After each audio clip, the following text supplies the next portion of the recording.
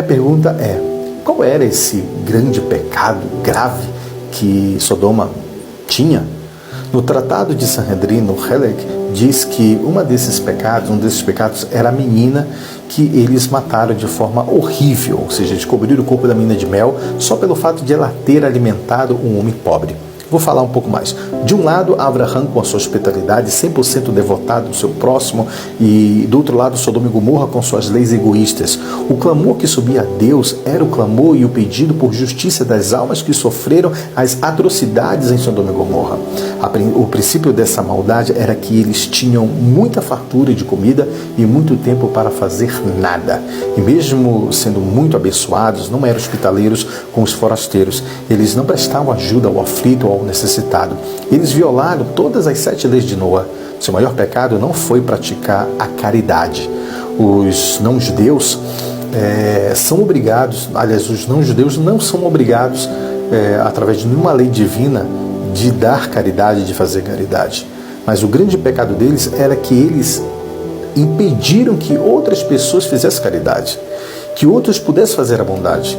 E uma dessas vítimas foi Plotit, uma das filhas de Lot, que era casada com um dos poderosos de Sodoma, mas ela foi alimentar um pobre e faminto com um pedaço de pão e por causa disso ela foi punida, com o seu corpo coberto de mel, sem roupa nenhuma, e as abelhas começaram a ferroar ela até a morte. Falar sobre histórias do Midrash, existem algumas histórias do Midrash que diz que o que acontecia em Sodoma e Gomorra.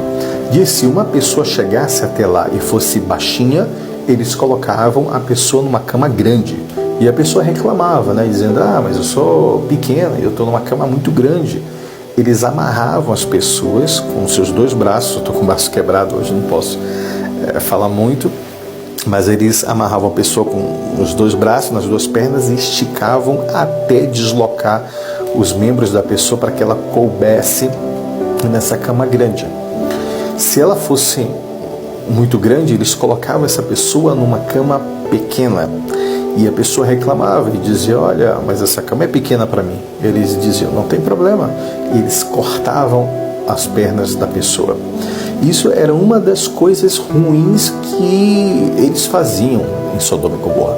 O fato deles serem sodomitas, como diz, homem com homem, mulher com mulher, 5 homens com uma mulher, um homem com 5 mulheres, além da depravação moral, sexual, pansexualismo que eles faziam, tudo isso daí, pederastia, pedofilia, eles mantinham relação com animais, casavam com animais, além da idolatria, ou seja, além de toda essa imundície que eles faziam, mas isso ainda não era o pecado. O pecado, pior o pecado que eles tinham é esse pecado da não hospitalidade. E diz mais que dos tribunais de Sodoma e Gomorra, olha como é que era, uma pessoa uma certa vez socou o seu próximo e sangrou o nariz dele. Eles foram até o tribunal, até a primeira instância, e o homem disse, olha, ele me bateu, ele precisa ser punido. E os juízes disseram, ele sangrou você, então você que tem que pagar para ele. Como assim? Ele me bateu, ele me agrediu, ele fez sangue de mim e eu tenho que pagar para ele? Você tem que pagar para ele, porque aqui na nossa cidade é um favor fazer esse sangramento. É como se fosse um favor fazer isso. Então, muitas coisas ruins aconteceram em Sodoma e Gomorra. Então, por causa disso, o clamor foi ouvido. Essa não hospitalidade era um dos maiores pecados que eles tinham. Pederastias, homossexualismo, idolatria, pansexualismo, pedofilia, essas coisas nojentas eles já faziam, mas até um certo ponto isso era, entre aspas, tolerável, mas quando se fazia mal ao próximo, isso daí não foi suportado. Uma coisa é você não fazer o bem. Tá bom, você não quer fazer? Tá ok? Mas você impedir o próximo de fazer aquilo que é bom, isso é terrível. Bem, nós temos como missão humana, todos nós, promover o bem-estar social e a civilização. E é por isso que existem os sistemas de governo no mundo inteiro. Se opor a isso é negar ao próximo e a nós mesmos o direito de existir.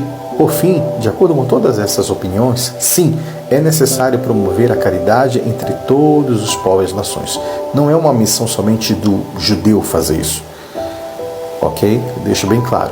A Torá disse que o não-judeu não é obrigado a fazer caridade, tzedakah, somente o judeu. Mas se tratando de toda essa história que a gente viu, sim, é uma obrigação estabelecer como uma das 7 leis de Noa, estabelecer tribunais de justiça e fazer o bem ao próximo.